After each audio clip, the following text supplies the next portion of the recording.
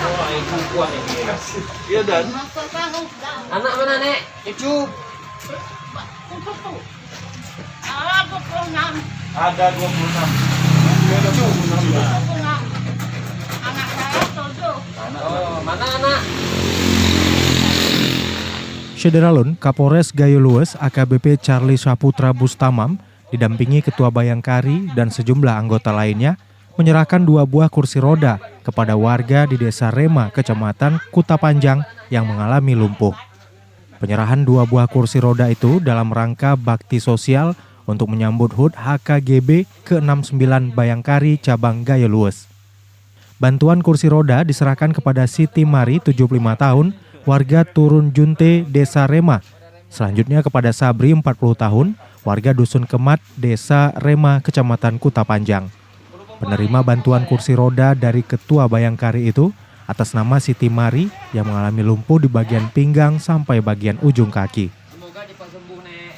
Siti Mari mengaku sudah 5 tahun ia hanya berbaring di atas kasur rumahnya. Siap-siap aja. Nanti kan naikkan ibu tuh ke situ, siap-siap aja. Wow.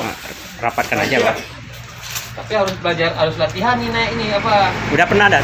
Hah? Udah pernah. Udah pernah? Udah pernah itu. Oh, ini ada remnya juga nih. Beres. Pas kerasnya. Kakinya. Bisa setelah naik turun ya?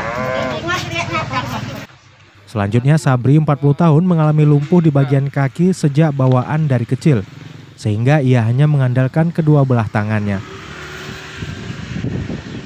Ini nenek atau maksudnya? Mama. Oh mama. Oh, ya. Kasih ke mama atau ke anak? Sama aja lah. Oh sama aja ya. Sampai aku balik. Nenek mana?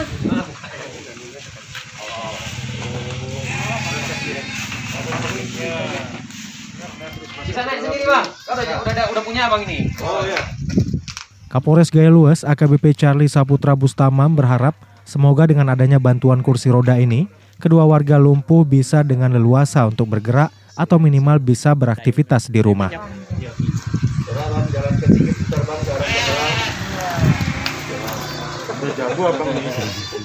Dari Gayo Lues, Rasidan, Serambi On TV.